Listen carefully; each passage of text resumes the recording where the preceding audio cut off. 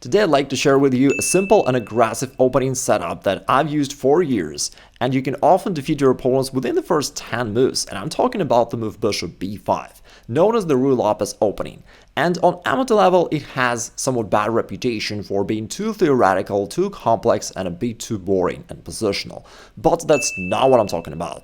Today I'll show you another setup which is very simple. You'll be able to understand it and learn everything you need within this short video.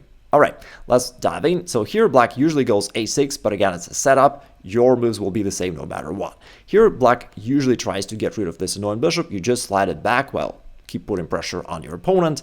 They typically go knight f6, attacking your central pawn. You play queen e2, which is a very interesting move, and that's the variation I'm talking about.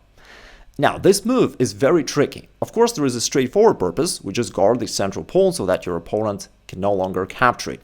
But on top of that, there are a lot of very interesting and hidden tactical ideas that your opponents are unaware of.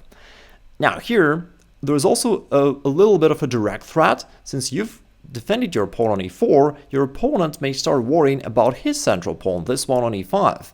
Because potentially you may consider eliminating this defender of the pawn by capturing it. For instance, if black goes something like this, you can even capture this knight, which used to defend this pawn, and after that you can just win this pawn for nothing. Of course, it's very easy for your opponent to just push the b pawn forward and drive your bishop back. This is something that most of your opponents will do sooner or later. And now, notice that there is something very interesting. Basically, you returned it back to something very similar to the Italian game. Because in the Italian game, you do develop your bishop to c4 in order to attack this weak square on f7. And now whether your bishop stands on c4 or b3, it doesn't really matter because you still attack the same position. And therefore, if you used to play the Italian game, this one will feel very natural. Now, your opponent, by the way, does not recognize the danger. And they will usually develop this bishop somewhere here or here. And then you start putting problems for your opponent by playing a4. And right now you're putting pressure to this pawn on b5 as it is attacked twice. And not only that, if your opponent plays some careless move, let's say just castles, it will be a major blunder because now after this trade on b5, you're winning a pawn, you're attacking this knight on c6, and if your opponent keeps recapturing, this is actually a massive blunder of this rook. Most of your opponents will simply push this pawn forward because now it is no longer attacked, and it even takes away the square from your knight, which looks advantageous for black, but as Magnus Tyson said, everyone has a plan until they get punched in the f-pawn. And this sacrifice comes out of nowhere. Black certainly did not expect that. And the idea here is that after that, you've got queen to c4 with its double attack. And again, remember we talked about this queen on e2, which initially seems like just a defensive move, but it enables a lot of very interesting opportunities, such as this one. Now, your idea is to double attack the king and the bishop, therefore to recapture the bishop on the next move while exposing your opponent's king. And if they try to fight back, that only makes things worse because now after queen takes c5, you're also hitting their knight on c6, their king is exposed, you have a lot of threats, and basically you've already gained a winning position. By the way, if your opponent tries to counterattack your knight with this move, do not just trade knight for knight. Instead, like another ancient wisdom, a pony saved is pony earned, so you go knight g5 check first, and only after that you capture this knight on c6. The most played move in this position, however, is for black to play queen d6, which looks like a very solid move, offering an exchange of queens, guarding their knight, and now you have a rare opportunity to make a brilliant mouse slip. You're kind of trying to trade queens, but then you mouse slip, making your opponent happy for a second. But just for a second, because on the next move, you come with this fork, which allows you to recapture this queen, ending up with an extra knight, and then you're probably going to pick one of these pawns as well, and a totally winning endgame position because of your extra knight. Another move which is also extremely common by black is developing this bishop to e7, and now you still strike on the queen side with a4, putting pressure to this pawn, and if black moves the pawn forward, in this case you do not have the sacrifice we talked about previously, because now the bishop is on e7, not on c5, therefore queen c4 would not hit the bishop. Therefore you cannot sacrifice the bishop right now, that would just lose the bishop for nothing. Instead you have another move which is exceptionally strong, it's pawn to d4 with an exceptionally high win rate here for white. Because unless your opponent has downloaded all the latest brain updates, there is no way that he can figure out the right defense here. And spoiler, the right defense is a computer move pawn d5, and that leads to an equal position. Alright, but all normal human moves lose the game on the spot. For example, if they just capture this pawn, or else you will capture yourself or push the pawn forward and attack the knight. And if they capture now pawn e5, puts black in massive trouble. The knight is attacked, but where can it possibly go? It cannot come here because of your bishop. It cannot come here because of your queen. If the knight retreats back to g8, now there is a sudden queen c4, basically scholar's checkmate threat, but somehow black cannot defend. Normally, they have to give up material to avoid this checkmate. A better move by black is knight to g4, but even here the knight is misplaced and you can keep chasing it away. You could simply play pawn h3, but even stronger with the same purpose as queen e4, which not only hits the knight but also repositions your queen to this active square where it puts pressure all around, not like this, but potentially you can capture the pawn like this. And now this knight still has to go. If not, you can always attack it one more time, and as the knight retreats back, you can then trade it off and ruin your opponent's pawn structure. Now this whole thing is very weak. You can pick up this pawn on d4. The queen is also pinning this knight down to the rook. You can probably play knight to d2, capture this one, and the main problem for your opponent is his king. Now it's centralized, but castling kingside also looks very dangerous, and it is dangerous because the position is already destroyed.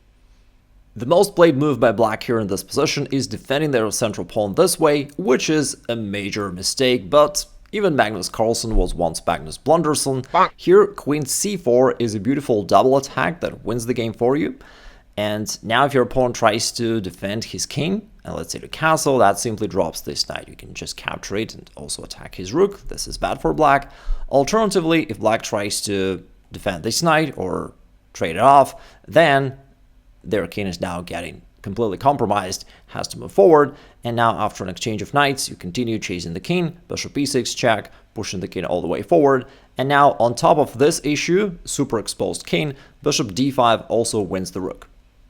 Now I understand it's hard to memorize all these variations in one go, but you don't really need to. And if you want to learn to find such attacking moves yourself in any opening, that's what I teach in my free masterclass. The link is below, and now let's continue. I remember I was showing this line to a group of teenage students, and I said that I don't know the official name of this variation, and one of them said that since the whole thing is called the Ruy Lopez, they'll call this one the Jennifer Lopez opening. So now they're happy with the J-Lo opening, and I'm happy that they're winning. Now, one more thing. Here after b5, when they try to drive back your bishop, and d6 is another move we haven't covered so far. So far we talked about development of the bishop. What if they try to solidify their center right away? Guess what? You're playing the same move, pawn a4, putting pressure to this pawn. That's usually the first way for you to start creating problems for your opponent. And now it's all the same thing. If the pawn comes forward, that exposes this square, and now you can utilize the same tactical opportunity. Bishop takes f7, calling the king out, and now queen to c4 with a double attack off the king and knight allows you to expose your opponent's king and to also win a pawn along the way. Now after, let's say, bishop e6, you capture the knight and you've got a winning position. Again, the king is exposed, you're up a pawn, d4 is coming to blow up the center and to get to his centralized king. And on top of all that, very often your opponent will blunder this fork, and now, because of the check, the king has to go and drop the bishop on a6.